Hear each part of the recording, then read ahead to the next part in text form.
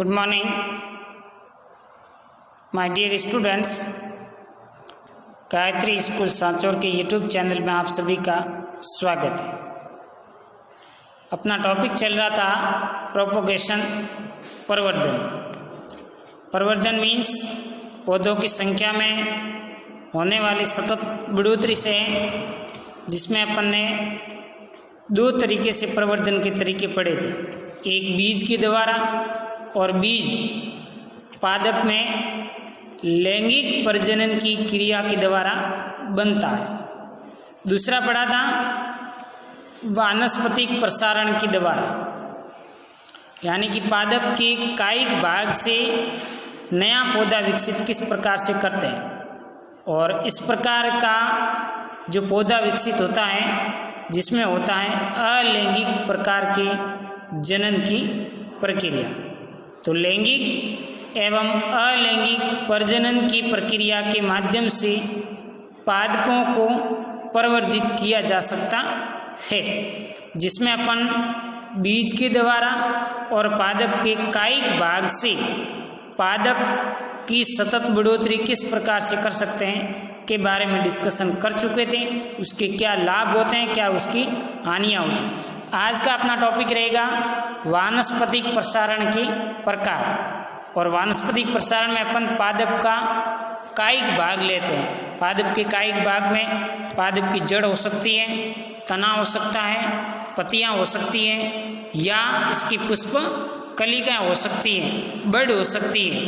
कोई भी भाग लेकर के उसी के समान ट्रू टू टाइप प्लांट को विकसित कर सकते हैं। तो आज अपन डिस्कशन करेंगे कटिंग का, कि कलम किस प्रकार से करते हैं और कलम करने का उपयुक्त समय कौन सा है। जड़ के माध्यम से करनी है तो कैसे करेंगे, तना के माध्यम से करनी है तो कैसे करेंगे, और पर्ण के माध्यम से करनी है तो किस प्रकार से अपन नया पौधा विकसित कर सकते हैं। तो सबसे पहले बात करते हैं कलम की। इस विधि में पौधे के भाग जैसे जड़, तना या पत्ती को पौधे से अलग करके उपयुक्त माध्यम में लगा दिया जाता है, जिससे वह नए पौधे को जन्म देता है।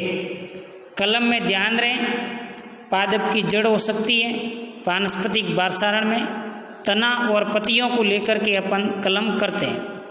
यदि तने के माध्यम से अपन कलम करने जा रहे हैं तो ध्यान रहे कि इसमें पर्व संधियां हैं वो होनी चाहिए। सबसे पहले बात करते हैं रूट कटिंग। जड़ के द्वारा कलम किस प्रकार से की जाती है।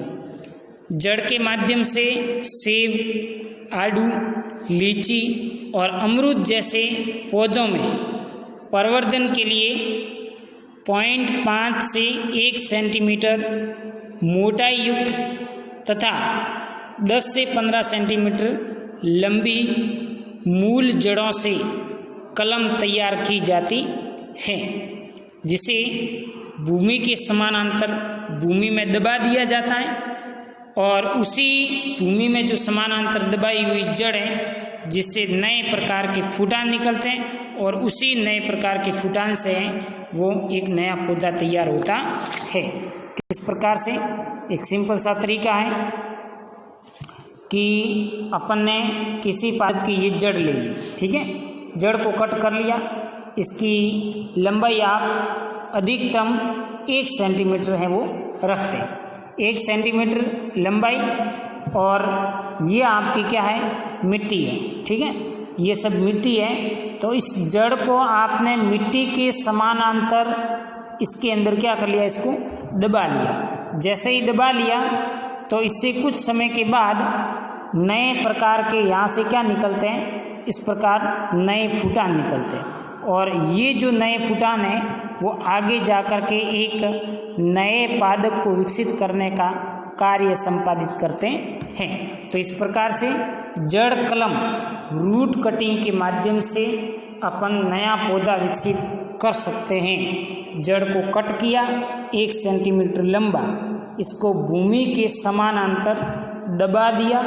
कुछ समय के बाद यहाँ से नए प्रकार के फूटान निकलते हैं और वो नए प्रकार के फूटान निकल करके एक न्यू प्लांट को संश्लेषित करने का कार्य संपादित करते हैं।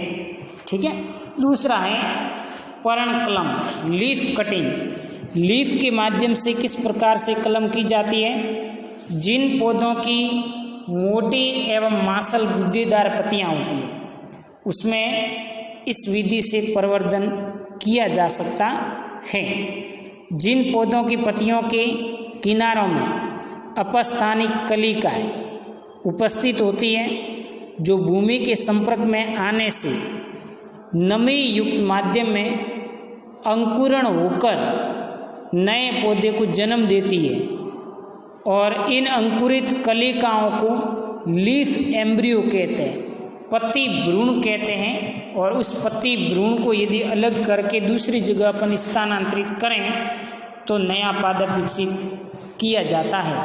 ऐसा काम पत्थर चट्टा, ब्रायोफिलम और बिग्नोनिया में किया जाता है।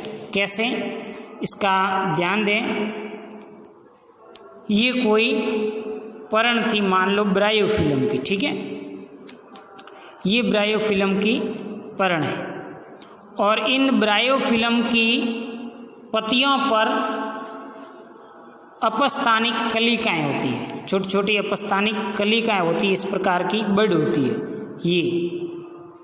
ये अपस्थानिक कलिकाएं, ये अपस्थानिक कलिकाएं क्या हो जाती है? अंकुरित हो जाती है। धीरे धीरे इससे पादप है वो विकसित होना शुरू हो जाता है, अंकुरित होती है। ये हो गया इसका अंकुरन। अंकुरित कलिका होती है, उस अंकुरित कलिका को क्या कहते हैं? पत्ती भ्रूण। तो ये जो इतना है, इतना भाग, इस इतने से भाग को कहते हैं पर्ण या पत्ती भ्रूण। पर्ण या पत्ती भ्रूण। यदि इस पर्ण या पत्ती भ्रूण को यहाँ से अलग करके दूसरी जगह भूमि में इसको स्थानांतरित किया जाए तो यहाँ से इसी के समान एक नया प्लांट विकसित होता हुआ आप देख सकते हैं। तो इसको कहते हैं पर्णकलम। पर्णकलम।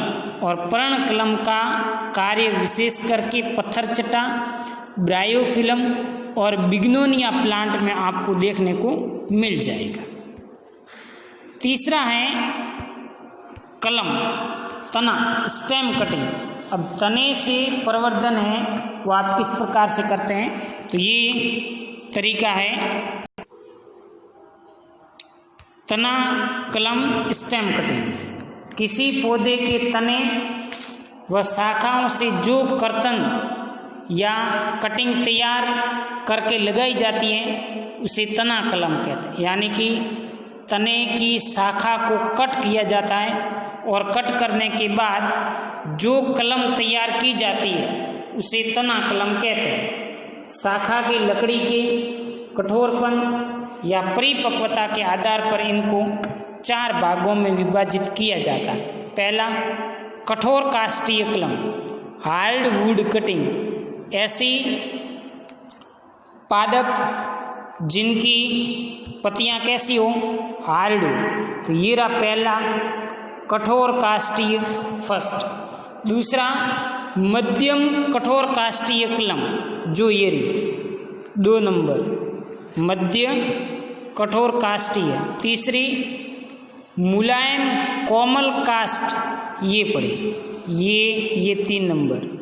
और शाकीय कलम, ये 4 नंबर। ठीक है। तो ये किसके आधार पर है? लकड़ी का कितना कठोरपन है, कठोर कितनी है, मुलायम है या फिर मध्यम मुलायम मध्यम कठोर है, या फिर हर्बेशियस शाक प्लांट की पर्णें हैं, उनके आधार पर इसको 4 भागों में विभाजित किया जाता है। सबसे फर्स्ट है वो है कठोर काष्ठीय प्रकार की तना कलम। लगभग 1 वर्ष पुरानी पूर्ण परिपक्व शाखा को लेनी है जिसमें भोज्य पदार्थ यानी कि कार्बोहाइड्रेट की कंटेंट मात्रा अधिक हो, जिसका रंग भूरा हो, इसकी मोटाई 2 सेंटीमीटर हो, चयनित कलम की लंबाई 15 से 25 सेंटीमीटर हो और पत्ती बीन जिसके ऊपर कोई किसी प्रकार की पत्तियां नहीं होनी चाहिए, इस प्रकार की कठोर कास्ट को तैयार करना है और तैयार करके नर्सरी में भूमि के लंबवत 45 डिग्री कोण पर 2/3 भूमि के अंदर इसको दबाना है। इन कलमों में पहले पत्तियां एवं बाद में जड़ें निकलकर लगभग 60 से 70 दिन में एक पौधा बनकर के तैयार हो जाता है। तो इसमें आपको क्या करना है कि 1 वर्ष पुराना कोई पादप है, उस 1 वर्ष पुराने पादप की परिपक्व शाखा को क्या करना है, कट करना। ध्यान रहे कि उस शाखा में आपके पास 1 2 3 4 5 6 7 पर्व संधियाँ होनी चाहिए और इनके पास जितनी भी पर्ण लगी हुई है उस पर्ण को आपको क्या करना है, हटा लेना। तो इस पर्ण को यहाँ से क्या कर दूंगे, हटा दूंगे। पर्ण को हटा दी, उनके पश्चात आपने जिस शाखा का चयन किया है और 6 से 7 हैं उनको भूमि के लंबवत 45 डिग्री के कोण पर भूमि के अंदर तिरछा दबाना है। कुछ समय के बाद आप देखोगे तो इन पर्व संधियों से नए प्रकार के फूटान निकलने प्रारंभ हो जाते हैं और यही नए प्रकार के फूटान हैं वो आगे जाकर के 60 से 70 दिन के बाद एक नया प्लांट विकसित कर लेता है। ऐसा कार्य अंगूर विटिस विनीफेरा प्लांट में संपादित किया जाता है। ठीक।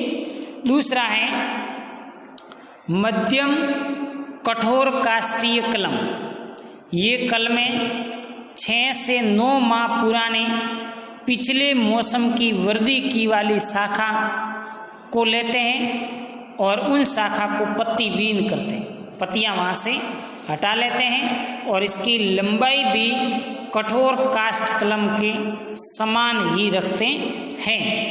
ऐसा काम यानी कि मध्यम कठोर काष्ठीय कलम के माध्यम से अनार, अंजीर, लेमन और नाशपाती की फल वाले पौधों में आप कलम के माध्यम से पौधों की संख्या में बढ़ोतरी कर सकते हैं। मुलायम एवं तीसरा है मुलायम कोमल काष्ठीय पौधा। नंबर 3, ये कलमें इसी मौसम की वृद्धि की लगभग 6 माह पुरानी शाखा लेते हैं जिसकी कर्तन की लंबाई आप 5 से 10 सेंटीमीटर रखेंगे और चयनित शाखा हरे रंग की हो इसका आप चयन करें और चमेली के पादप में मुलायम या कोमल काष्ठ कलम विधि के माध्यम से पौधों को प्रवर्धित किया जाता है। चौथा है वो है साकीय कलम। ये पढ़िए, ये साकीय कलम और इसका वर्णन यहाँ पर दिया हुआ। नई वृद्धि वाली प्रो जिसका रंग हरा, पत्तियाँ अधिक होती है, लंबाई 7 से 15 सेंटीमीटर पत्तियों युक्त कलम होती है तथा उन्हें उचित माध्यम में लगाया जाता है क्योंकि काष्ठ उत्तकों का निर्माण नहीं होता। ऐसा गुलदाउदी जो आपकी एक सुंदर पुष्पों वाला प्लांट है उसमें ये कार्य किया जा सकता है। तो इस प्रकार से आज अपन ने कलम किस प्रकार से करते हैं और कलम की कौन कौन सी विधियाँ होती हैं। एक तो जड़ के माध्यम से नया पौधा प्रवर्धित किया जा सकता है, पर्ण के माध्यम से और तने के माध्यम से आप कलम कर सकते हैं। कलम का ध्यान रहे, जो आपका मात्र पादप है, जनक प्लांट है, वो कम से कम 1 वर्ष पुराना होना चाहिए। जिन शाखा का आप चयन कर रहे हैं उस शाखा में कम से कम 6 से 8 पर्व संधियों युक्त होना चाहिए और उनसे पत्तियां आपको सारी की सारी हटा लेनी है और भूमि के लंबवत उस प्लांट को, भूमि उस शाखा को जिसको आपने कटिंग की है, उनको भूमि के लंबवत हमेशा भूमि में दबाना होता है। कुछ समय के बाद आप देखते हैं तो भूमि के अंदर से पहले नए प्रकार के फूटान पत्तियों का विकास होता है और भूमि के अंदर विकास होता है जड़ों का। ये जड़ें मृदा से पोषक तत्व, खनिज, लवणों का अवशोषण करती रहती है और परों को पोषण उपलब्ध करवाती रहती है, जिसके कारण एक धीरे धीरे नया पादप विकसित हो जाता है। तो इस प्रकार से अपन करते हैं कलम। Okay, thank you.